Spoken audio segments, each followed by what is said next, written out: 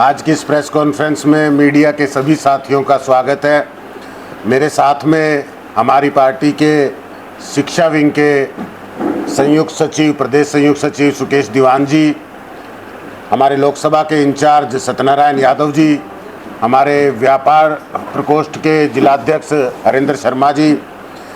आज इस press conference का उद्देश्य है, आम आदमी पार्टी अब जो लोकसभा चुनाव में इंडिया अलायंस का हिस्सा थी, लोकसभा चुनाव में जिस मकसद से हम लोगों ने इंडिया अलायंस में हिस्सेदारी रखी, उसमें कामयाब हुए।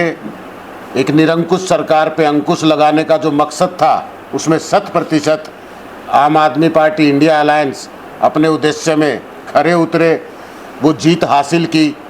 अब हरियाणा प्रदेश के अंदर आने वाले अक्टूबर माह में हरियाणा विधानसभा का चुनाव होने जा रहा है और आम आदमी पार्टी हरियाणा के पूरी की पूरी टीम, पूरा का पूरा संगठन जिस चुनाव को लेकर पिछले 2 साल से लगातार ज़मीन पे सक्रिय है, एक बड़ा संगठन बना के तैयार किया आम आदमी पार्टी ने।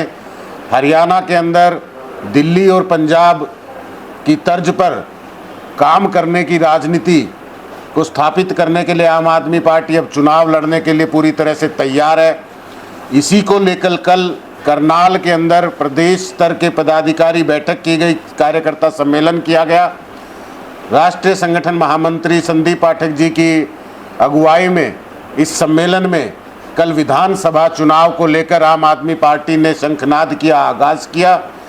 आज से हमारी पार्टी ज़मीन पर उतरकर सबसे पहले एक जन संवाद कार्यक्रम की शुरुआत कल उस सभा से की गई है। इस कार्यक्रम के तहत गांव-गांव जाकर हर गांव में हरियाणा के आम आदमी पार्टी का कार्यकर्ता पहुंचेगा और गांव में जनसंवाद कर जो गांव के स्थानीय मुद्दे हैं, जो विधानसभा क्षेत्र के स्थानीय मुद्दे हैं, उन सब पे गांव के लोगों से विचार करके, जनता से विचार विमर्श करके उन मुद्दों को उठाएगा और इन्हीं मुद्दों को लेकर हम लोग विधानसभा चुनाव में मजबूती से लड़ाई लड़ने जा रहे हैं।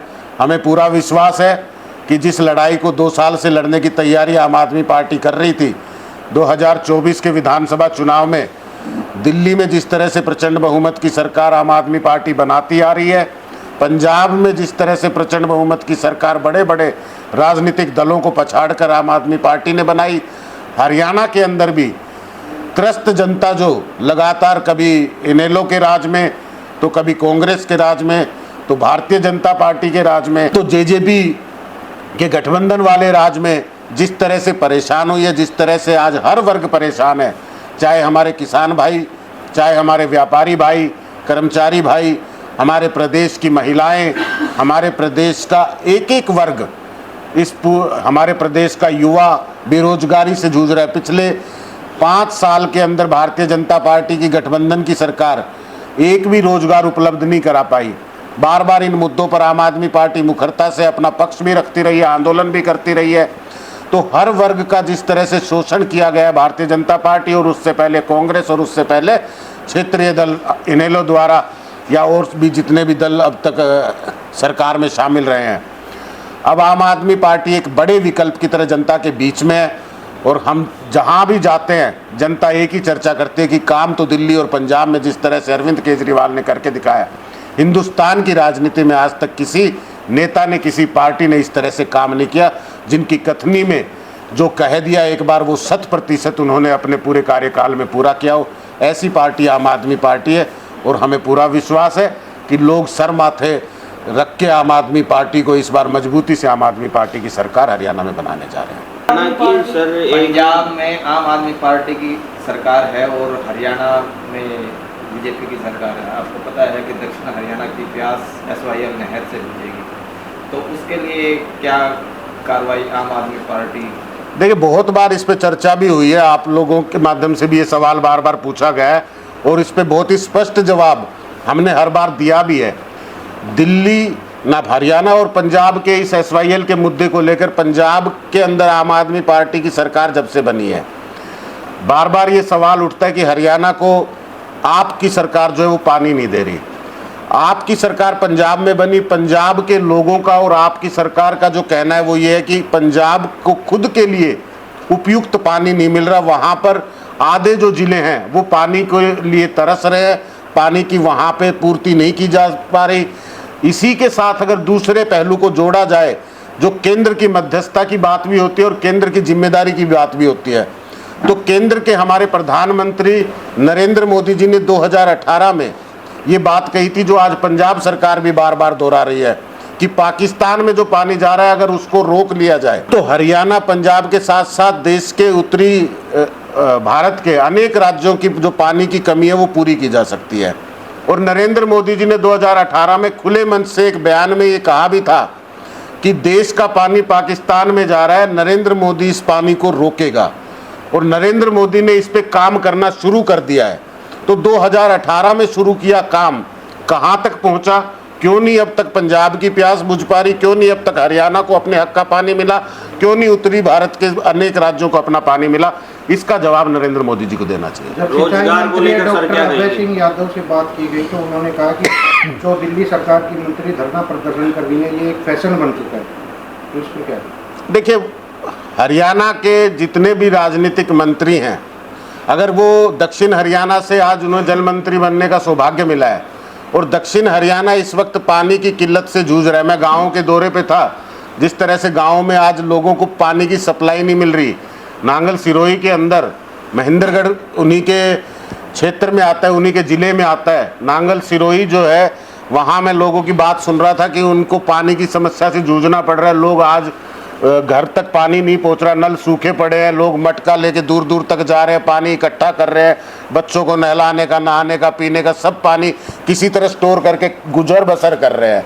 तो इस वक्त उनका जो मुख्य ध्यान है, मैं समझता हूं कि हरियाणा के लोगों पे होना चाहिए, हरियाणा की ज़रूरतों पे होना चाहिए, विशेष तौर पे महेंद्रगढ़ के लिए होना चाहिए।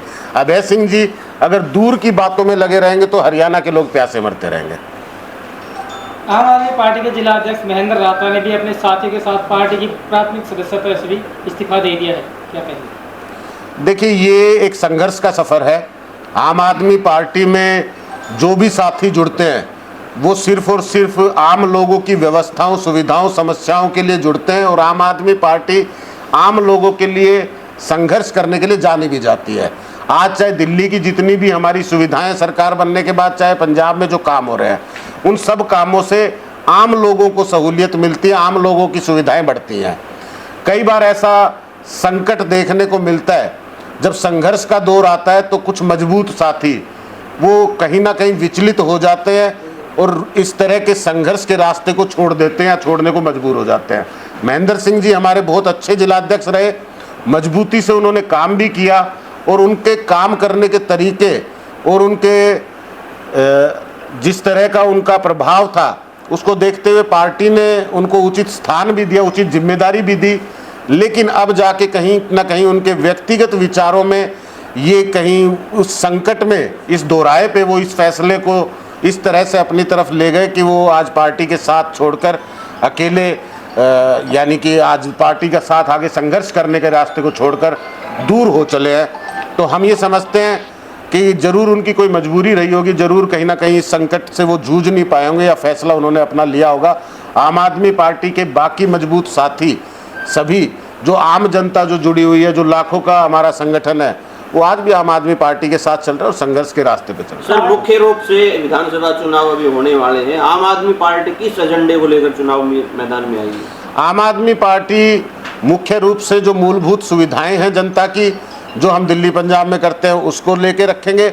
और इसके अलावा जो क्षेत्रीय मुद्दे हैं, जो स्थानीय मुद्दे हैं, हर विधानसभा को लेकर उन मुद्दों को हम लोग इस जनसंवाद के माध्यम से जानने की कोशिश करेंगे और इन मुद्दों पर चुनाव लड़ने की कोशिश करेंगे। बात करें लोकसभा चुनाव की, तो लोकसभा चुनाव में एक सीट डॉक्टर सुशील गुप्ता जहाँ से उम्मीदवार थे कुरुक्षेत्र से, तो वहाँ पर आपको क्या लगता है किस प्रकार का वोट बैंक रहा और उसको किस प्रकार का आधार मानते हैं? देखिए, लोकसभा सीट पर हमें 5,13,000 के समथिंग वोट मिले और 5,13,000 वोट मिलने के बावजूद भी लगभग 30,000 से 29,000 कुछ वोटों से भारतीय जनता पार्टी के उम्मीदवार जो हैं वहाँ जीत गए।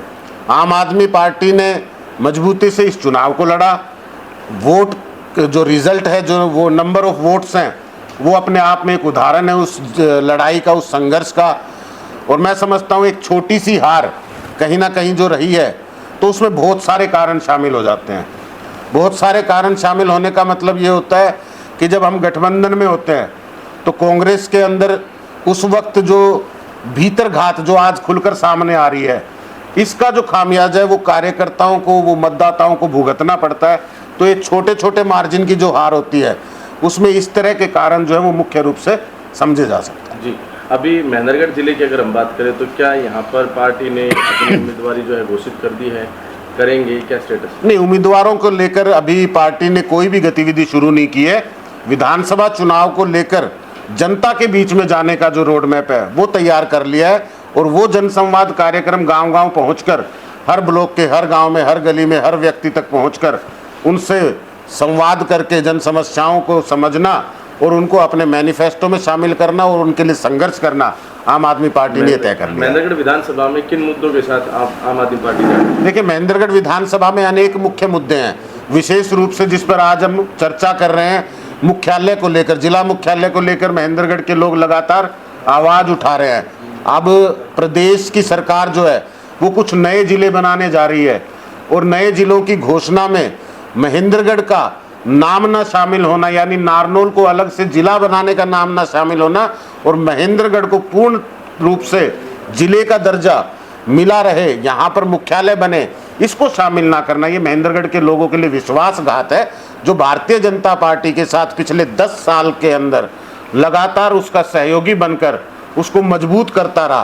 पहले 4 सीटों से, दूसरी बार में 3 सीटों से, दोनों बार से सांसद जो है महेंद्रगढ़ की जनता भारतीय जनता पार्टी का बना रही है। उसके बावजूद भी अगर महेंद्रगढ़ के लोगों के इस लंबे अरसे से चल रहे मांग को, इस लड़ाई को अगर भारतीय जनता पार्टी पूरा नहीं कर रही है, तो ये एक बड़ा मुद्दा है जिसको लेकर आम आदमी पार्टी मैदान पर उतरेगी। यहाँ पर जो मूलभूत सुविधाओं की ज़रूरत है, जो सरकारी व्यवस्थाओं की ज़रूरत है, चाहे वो ट्रांसपोर्ट को लेकर समझ लीजिए, सड़कों की हालत को लेकर समझ लीजिए, अस्पताल को लेकर सरकारी को समझ लीजिए, सरकारी स्कूलों की व्यवस्था को देख लीजिए, बिजली के संकट को देख लीजिए, पानी के संकट को देख लीजिए, रोजगार के संकट को देख लीजिए, नए उद्योग जो यहाँ स्थापित होने थे, IMT को लेकर जिस तरह से बार बार ये लोग चर्चा भी करते हैं, और कभी हमारे पूर्व के शिक्षा मंत्री हैं, वो मुख्यमंत्री मेरे ख्याल से पिछले मनोहर लाल जी के साथ लगभग 8-10 बार वो बैठे नजर आए, और उनका पोस्ट इस तरह से आया कि भाई मैं आज चर्चा कर रहा था IMT के लिए। अभी नए मुख्यमंत्री आए तो उनसे भी चर्चाओं का दौर उनका जारी है। 10 साल में चर्चाओं में सिमटी IMT अगर बन जाती तो आज रोजगार का संकट खत्म हो जाता। तो अनेकों मुद्दे हैं, जनता की जरूरतों के मुद्दों को लेकर आम आदमी पार्टी महेंद्रगढ़ विधानसभा भी, सब डिपो, मैंने ट्रांसपोर्ट का पहले बताया था, सब डिपो जिस तरह से बनकर तैयार है, बड़ी जरूरत जो महेंद्रगढ़ के अंदर जो सरकारी व्यवस्थाएं कुछ तो है नहीं, और कुछ हैं तो वो उपयोग में नहीं आ रही। जैसे खेल व्यवस्था में बहुत बड़ा झोलझाल देखने को मिलता है। एक स्विमिंग पूल बना हुआ है लेकिन आज तक उसके अंदर पानी की बूंद नहीं डली। एक ऑडिटोरियम बना हुआ है, खेलने का बैडमिंटन कोर्ट बना हुआ है, लेकिन आज तक उसके अंदर एक खिलाड़ी खेल नहीं पाया। कहीं कोई ट्रैक नहीं है, कहीं कोई स्टेडियम नहीं है, कहीं कोई खेल की व्यवस्था नहीं। इस तरह के अनेक मुद्दे हैं, मनमानी जो दफ्तरों में देखने को मिलती है। अब जिस दफ्तर में चले जाओ वहां भ्रष्टाचार फैला हुआ है। इन सब चीजों को देखते हुए, इन सब मुद्दों को शामिल करते हुए आम आदमी पार्टी मजबूती से हरियाणा के अंदर, महेंद्रगढ़ के अंदर चुनाव लड़ा। अभय सिंह चौटाला ने कहा कि जो पिछला लोकसभा चुनाव है बीजेपी और कांग्रेस ने मिली भगत से चुनाव लड़ा है, जैसे कहीं पर किसी उम्मीदवार को हराया, कहीं पर जिताया, तो आप सहभागी रहे हैं, कांग्रेस से क्या कहें? किस चुनाव को लेकर अभय सिंह चौटाला कह रहे हैं? जो लोकसभा चुनाव बीता है, लोकसभा चुनाव में वो भारतीय जनता पार्टी की बी टीम की तरह कुरुक्षेत्र में प्रत्याशी बनकर उतरे। कुरुक्षेत्र की जनता ने उनको सिर्फ और सिर्फ ताऊ देवीलाल के परिवार के से होने का, जननायक देवीलाल जी के मान सम्मान का ध्यान रखते हुए उनके साथ लगी रही। लेकिन उन्होंने पर्सनली इस सारे सम्मान का, इन व्यक्तियों का, उन समर्थकों का दुरुपयोग किया, क्योंकि सारे के सारे कुरुक्षेत्र लोकसभा के जितने भी साथी थे वो चाहते थे भारतीय जनता पार्टी की हार, भारतीय जनता पार्टी का कैंडिडेट वहां से हारे। लेकिन अभय सिंह चौटाला ने एक साजिश के तहत भारतीय जनता पार्टी की बी टीम बनकर वहां पे चुनाव लड़ा, 80,000 वोट के लगभग उनको वोट मिले। और ये एक बड़े कारणों में शामिल है कि इस तरह से उन्होंने अपने ही कार्यकर्ताओं की भावनाओं का नाजायज फायदा उठा के दुरुपयोग करके भारतीय जनता पार्टी को जीत पहुंचाई। और आज अगर वो कहते हैं कि कांग्रेस ये थी या वो थी, तो ये सब बातें वो अपनी उस कमी को छुपाने के लिए कह रहे हैं। जैसे गुरुग्राम से राज बब्बर को प्रत्याशी उतारा है, जो बिल्कुल कार्यकर्ताओं से अनभिज्ञ थे, कोई मुलाकात नहीं थी, इसमें क्या कमजोरी मानते हैं? हम तो पहले से कहते आ रहे हैं कि इस लोकसभा चुनाव के अंदर जनता ने भारतीय जनता पार्टी का सूपड़ा साफ करने के लिए, भारतीय जनता पार्टी का सफाया करने के लिए चुनाव लड़ा था। और ये नतीजों में नजर भी आता है। चाहे कांग्रेस ने अपना उम्मीदवार राज बब्बर को क्यों ना बना दिया हो, हेलीकॉप्टर से क्यों ना उतार दिया हो, पैराशूट से क्यों ना उतार दिया हो, उसके बावजूद भी जनता ने वोट दिया इंडिया गठबंधन के उम्मीदवार को दिया। इसका मतलब साफ था कि उम्मीदवार कोई भी रहा हो, लेकिन जनता ने भारतीय जनता पार्टी की खिलाफत में कोई कमी नहीं छोड़ी। कहीं ना कहीं कोई नुकसान हुआ सीट का। जब हम पहले भी चर्चा कर रहे थे कि 8 सीटें तो साफ नजर आ रही थी, 10 की 10 भी आ सकती थी, तो 8 सीटों में ये भी सीट शामिल है जिसमें आपने गलत कैंडिडेट उतारा, गलत कैंडिडेट का चयन किया।